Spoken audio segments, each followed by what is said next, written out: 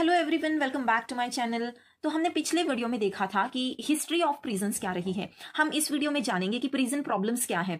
तो ये जो नोट्स है, मैं मनोज पेखड़े सर जो है इनके नोट्स रेफर कर रही हूँ फॉर एक्सप्लेनेशन पर्पस। तो यहाँ पे सबसे पहला प्रॉब्लम आता है ओवर क्राउडिंग का, यानी कि जितनी कैपेसिटी है प्रिजन की उससे कई ज्यादा उसमें प्रिजनर्स को रखा जाता है। तो ऑब्वियस सी बात है, इसकी वजह से health care, food, clothing and poor leaving conditions, इस तरह की प्रॉब्लम्स जो है वो होती है। अब यहाँ पर जस्टिस वेंकटैया जो थे, इन्होंने एक इनॉग्रेशन के टाइम पर कहा था कि जो कुछ जेल्स थे कंपैरेटिवली एम्प्टी थे, मतलब कुछ जेल्स जो है बिल्कुल ही खाली पड़े हैं। वहीं पे कुछ ऐसे जेल्स है कि जहां पर ओवर क्राउडिंग इतना हो रखा है कि जो उस प्रिजन की, उस जेल की कैपेसिटी है, तो कैपेसिटी के 3 गुना ज्यादा, मतलब 3 times the capacity of that particular prison वहां पे लोगों को रखा हुआ है। तो ये जो ओवर क्राउडिंग की प्रॉब्लम इतनी थी कुछ जगहों पर, तो आप मानेंगे नहीं कि यहाँ पर जो प्रिजनर्स थे, जो इनमेट्स थे, इन्हें शिफ्ट में सोना पड़ रहा था। मतलब अभी जैसे कुछ लोग, एक ग्रुप ऑफ प्रिजनर्स जो है वो 3 से 4 घंटे सोएगा, उनके बाद फिर दूसरा जो एक ग्रुप है वो अगले 3 से 4 घंटे सोएगा, फिर उनके बाद, तो इस तरीके से मतलब उन्हें शिफ्ट में सोना पड़ रहा था क्योंकि सोने के लिए इनफ स्पेस नहीं था। तो इतना ओवर क्राउडिंग का जो प्रॉब्लम है वो सीरियस है हमारी कंट्री में।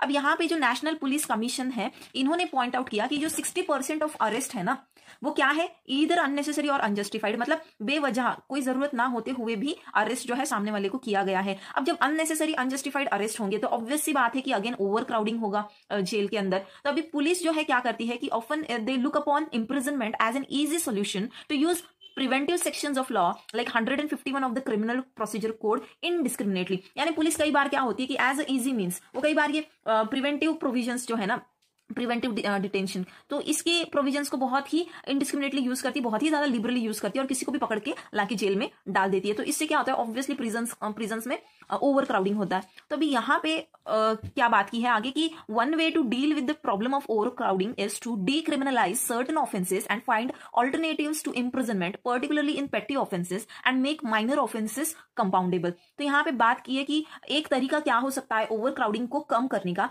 कि जो कुछ ऑफेंसेस है जो बहुत ही ट्रिवियल काइंड के है, मतलब बहुत ही छोटे मोटे, जैसे सीरियस नहीं है, उन्हें डीक्रिमिनलाइज कर दिया जाए और कुछ दूसरे अल्टरनेटिव्स जो है इम्प्रिजनमेंट के लिए वो ढूंढे जाए, खास करके पेटी ऑफेंसेस, यानी कि जो बहुत ही मामूली से ऑफेंसेस है, ज्यादा सीवियर नहीं है, सीरियस नहीं है नेचर जिनका, और जो माइनर ऑफेंसेस है उन्हें कंपाउंडेबल कर दिया जाए। कंपाउंडेबल यानी कि एक पर्सन जो है, मतलब एक पार्टी दूसरे पार्टी से क्या कर लेते हैं, यहाँ पे म्यूचुअल अंडरस्टैंडिंग से सेटलमेंट इनका कॉम्प्रोमाइज हो जाता है, तो इसे कहते हैं कंपाउंड करना, ठीक है, with the permission of the magistrate. अब यहाँ पर और एक वजह क्या बनती है कि हमारा जो पूरा इंटायर जुडिशियल सिस्टम है, हम आज भी क्या है कि जो ब्रिटिश लोगों का जुडिशियल सिस्टम है वो फॉलो कर रहे हैं। तो यहाँ पर जो सारा प्रोसीजर है ये बड़ा ही क्या है, डिलेइंग है। किस बारे में कि जो केसेस कंप्लीट करनी होती है, कोई भी केस जो है फ्रॉम स्टार्ट टू एंड से कंप्लीट होने में सालों लग जाते हैं। हमने कई सारे केसेस देखे कि जहां पर इवन जो विक्टिम है उसकी डेथ होने के बाद जो है उस पर्टिकुलर केस का नतीजा, उसका जजमेंट आया है। तो ये भी है एक वजह, क्योंकि जस्टिस मतलब जो पूरा केस सॉल्व होने में इतना टाइम लगता है, डिले होता है, तो उस वजह से भी क्या है, यहाँ पर ओवर क्राउडिंग जो है हमें देखने मिलता है जेल में। अब यहाँ पर एक और बड़ी दूसरी प्रॉब्लम यह है कि अंडर ट्रायल्स की, under trials and legal aid. अब देखिए अंडर ट्रायल्स कौन होते हैं, मतलब कि कोई जैसे ऑफेंस हुआ है, उसमें वो अक्यूज्ड है, उन्हें पकड़ा गया है और प्रिजन में डाल दिया गया है। यहाँ पर केस जो है इनका पूरा सुनवाई नहीं हुई है, केस का डिसीजन नहीं आया है, ये अंडर ट्रायल है, मतलब इनकी ट्रायल अभी जो है वो कंप्लीट नहीं हुई है, या कोई केसेस में तो ट्रायल अभी तक स्टार्ट भी नहीं हुई है। ओके, तो यहाँ पर क्या होता है कि देखिए कोई अगर ऑफेंस होता है तो आपको बेल का ऑप्शन होता है before the entire trial ends and आपका डिसीजन या जजमेंट जो भी है वो आता है। तो यहाँ पर बेल जो है, बेल आपको, बेल का प्रोविजन यहाँ पर हमारा जो भी एक क्रिमिनल प्रोसीजर है वो आपको देता है। लेकिन कई बार ऐसा होता है कि ये लोग इतने, मतलब यहाँ पे बताया कि 70% of the prison population is illiterate, तो मतलब ये इलिटरेट होने की वजह से, ये इतने, इनका अज्ञान जो है, इनकी अज्ञान की वजह से, इलिटरेट यानी कि अनपढ़ जिसे कहेंगे, जिन्हें मालूमात नहीं है अपने राइट्स के बारे में, अपने क्या इन्हें राइट्स बताए गए हैं हमारे इंडियन कॉन्स्टिट्यूशन में, जो आर्टिकल 39A में, जो 42nd अमेंडमेंट के थ्रू इंसर्ट किया गया था हमारे कॉन्स्टिट्यूशन में। तो आर्टिकल 39A बात करता है justice and free legal aid, यानी जब लोग इतने गरीब होते हैं, they are from economically backward classes, जो खुद का बेल बॉन्ड भी नहीं अरेंज कर सकते हैं, तो ऐसे लोगों के लिए लीगल एड जो है वो स्टेट प्रोवाइड करता है, वो स्टेट की रिस्पॉन्सिबिलिटी होती है। बट इन लोगों को पता ही नहीं होता है कि मेरा कुछ ऐसा अधिकार भी है। इस वजह से क्या होता है कि वो वहीं पर काफी, मतलब जब तक उनका जो है पूरा केस जो है वो सुनवाई उनकी उसकी पूरी नहीं होती, तब तक ये लोग जो है वो जेल में ही पड़े रहते हैं। इस वजह से अगेन ओवर क्राउडिंग का जो है ये प्रॉब्लम और ही ज्यादा वर्स्ट होता है। साथ ही साथ ये भी कहा गया है कि जो बेल प्रोविजन है ना, ये लिबरली इसको इंटरप्रेट करना चाहिए। कब? In case of women prisoners with children. क्योंकि देखिए जिन महिलाओं के बच्चे हैं, छोटे बच्चे हैं, या फिर जो प्रेग्नेंट है या जस्ट उनकी डिलीवरी वगैरह हुई है, ऐसे अगर महिलाएं अक्यूज है और वहां पर प्रिजन में है, तो इस उनसे ज्यादा ना उनके बच्चे ज्यादा सफर करते हैं। बिकॉज ऑब्वियस सी बात है, छोटे बच्चों को अपने माँ का they need their mother during this tender age।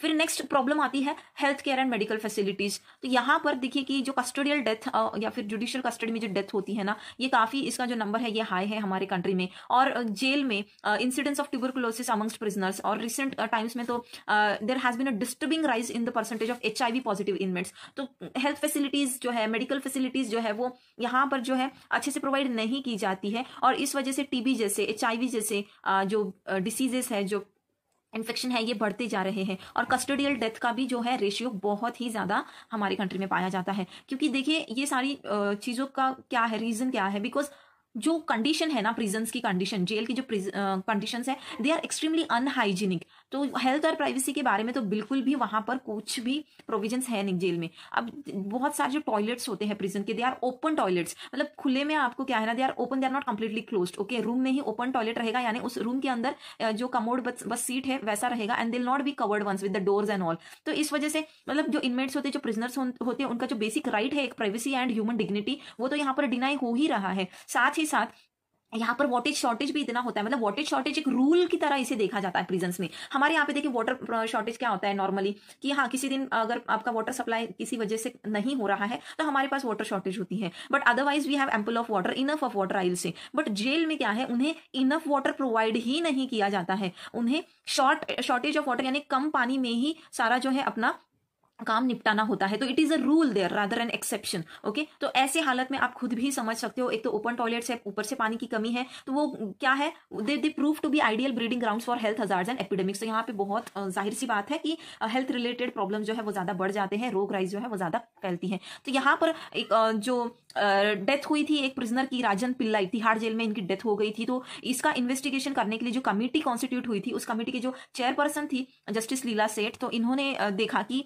यहाँ पर जो कंप्लेंट्स होती थी इल हेल्थ की, वो प्रॉपरली अटेंड ही नहीं की जाती थी अर्जेंट बेसिस पे। तिहाड़ जेल की बात है ये। और यहाँ पे lack of full time doctors as well as lack of basic infrastructure like well-equipped ambulances, stretchers, dispensaries, hospital beds, etc. Sometimes the prisoner may need expert and urgent medical attention, which is not available within the jail premises. अब देखिए कई बार ऐसा होता है ना कि urgent जो है मेडिकल हेल्प चाहिए किसी पर्सन को, बट वो तुरंत उस टाइम पर अवेलेबल नहीं होती है। अब इसके रीजन भी देखिए क्या होता है ना, क्योंकि जिसके पास, जो वार्डन के पास है, जिस वार्ड के पास आपके उस प्रिजन का चाबी है, that person is not available there. अगर रात के समय में किसी को अर्जेंटली कुछ मेडिकल इशू होता है तो उस पर्सन के पास चाबी है, वही वहां पर नहीं है। तो सारी चीजें अरेंज करते करते, जैसे इमरजेंसी कुछ सिचुएशन है, तो बहुत टाइम निकल जाता है, और इसलिए यहाँ पर डेथ का जो है वो रेशियो जो है वो बढ़ते जा रहा है। Then transporting the sick prisoner out in the absence of vehicles and escort in districts sometimes poses a problem. For example, in the Rewa jail, who lost an eye because the cataract, that is water drop out of eye, could not be diagnosed and attended to in time. तो Rewa jail में ऐसे एक prisoner ने अपनी आंख जो है वो गवा दी थी, क्योंकि उसे तुरंत जो है टाइम पर असिस्टेंस नहीं मिला था। और काफी जेल जो सिटी से काफी दूर है सिचुएटेड, तो वहां पे ऑलरेडी मेडिकल फैसिलिटीज जो है अवेलेबल नहीं होती है, तो उनको वहां से सिटी में लाने तक जो है काफी टाइम बीत जाता है। और जो जेल अथॉरिटीज होती है, they are not that much willing to help this prisoners, क्योंकि ये प्रिजनर होते हैं, ये कैदी होते हैं, तो इनकी तरफ देखने का रवैया ही एक क्या है कि ऐसा होता है कि ये तो प्रिजनर्स ही है, तो उन्हें बड़ी ही एक तरह की मतलब इनह्यूमन ट्रीटमेंट जो है वो दी जाती है। देन जस्टिस सेठ ने सजेस्ट किया था कि मुलाइजा should be detailed and thorough. This is an essential as the majority of prisoners who come from economically disadvantaged backgrounds rarely have complete knowledge of their health. अब मुलाइजा मतलब क्या होता है कि मतलब जो फर्स्ट मेडिकल एग्जामिनेशन होती है किसी भी पर्सन की, जब उसे प्रिजन में लाया जाता है, तो यहाँ पर क्या होता है ना कि जेल में एक्चुअली उसका प्रॉपर मुलाइजा होता ही नहीं है, बस ज्यादा से ज्यादा क्या उसका बीपी वगैरह चेक कर लिया जाता है। अब देखिए बहुत से लोग जो इकोनॉमिकली बहुत ही एक वीक बैकग्राउंड से आते हैं, डिसएडवांटेज्ड बैकग्राउंड से आते हैं, उन्हें खुद को अपनी हेल्थ के बारे में चीजें पता ही नहीं होती है। और क्योंकि प्रॉपर मुलाइजा जो है मतलब प्रॉपर एक उनका टेस्ट, एक मेडिकल चेकअप नहीं होता है, तो उन्हें अगर जैसे कुछ शुगर की बीमारी है या कुछ दूसरी बीमारी है, तो उनका कभी ये चीजें सामने आती नहीं है, और सडनली फिर कभी जाके उन्हें इमरजेंसीज आती है, और इमरजेंसी पे उन्हें प्रॉपर असिस्टेंस ना मिलने की वजह से ऐसे लोगों की डेथ भी होती है। तो यहाँ पर जो जस्टिस लीला सेठ थी, उन्होंने सजेस्ट किया कि प्रॉपर मुलायजा यहाँ पे होना चाहिए and it should be detailed and thorough, मतलब एक एक चीज आपको वहां पर नोट करनी है। सो नेक्स्ट आता है ड्रग एडिक्शन। तो हाल ही में हम देखेंगे कि ड्रग्स का ना ये बहुत ज्यादा सीन जो है ये बढ़ता जा रहा है प्रिजन्स में भी। तो drug addiction is on the increase in prisons and in many cases leads to other diseases such as AIDS and tuberculosis. तो ये जो नेक्सस है ना, मतलब connection between drugs and crime, ये बहुत स्ट्रांग होता जा रहा है दिन ब दिन। तो यहाँ पर according to doctor Hira Singh 30,000 drug addicts जो है वो इंडियन जेल में है। हालांकि ये तो एक ऑथेंटिक मतलब ऑफिशियल नंबर इन्होंने बताया, अनऑफिशियली तो इससे भी कई ज्यादा होगा I am sure. The rise in incidence of drug abuse could be related to the rise in corruption, this we all know. तो अभी एनजीओस जो है इन्हें क्या है एनकरेज करना चाहिए ताकि ये प्रिजन के अंदर जाके काम करे और इस तरीके से जो एडिक्टेड लोग हैं उन्हें जो है इससे दूर रखने में उन्हें कुछ हेल्प हो। नेक्स्ट आता है विमेन प्रिजनर्स का प्रॉब्लम। तो अभी देखिए, women due to their ignorance are not even getting the benefit to provision of section 437 of CRPC, according to which they can be released on bail even in non-bailable cases। तो अभी देखिए, women prisoners जो होती है ना, उनके लिए कुछ अलग जो है प्रोविजंस भी हैं, तो उन्हें पता ही नहीं है, इग्नोरेंस की वजह से उन्हें पता ही नहीं कि उनका राइट है सेक्शन 437 CRPC के अंडर कि अगर नॉन बेलेबल केस में भी उन्हें अरेस्ट किया है तब भी उन्हें बेल मिल सकती है। ये 437 जो सेक्शन है इसके जो प्रोविजन है ये सारी चीजें जो है इसमें बताइए। हालांकि इसमें कुछ कंडीशंस भी है, ये पूरी तरीके से एब्सोल्यूट नहीं है। तो क्या है, little has been done to attend to the special needs of women inside the prison. जो विमेन की कुछ स्पेशल नीड्स है उनके बारे में कुछ मतलब प्रॉपर जो है मेजर्स नहीं लिए गए हैं प्रिजन्स में। तो मुल्ला कमेटी का जो रिपोर्ट था 1983 ने, उन्होंने रिकमेंड किया कि every prison where there is a sufficiently large number of women prisoners से 25 और more, a full time lady medical officer should be appointed. तो जो मुल्ला कमेटी है ना, इन्होंने क्या कहा कि जहां पर कि कम से कम 25 भी अगर विमेन प्रिजनर्स है तो वहां पर एक full time lady medical officer जो है उसे अपॉइंट करना चाहिए, और जहां पर इतना नंबर नहीं है तो वहां पर एटलीस्ट एक part time lady medical officer जो है वो अपॉइंट की होनी चाहिए।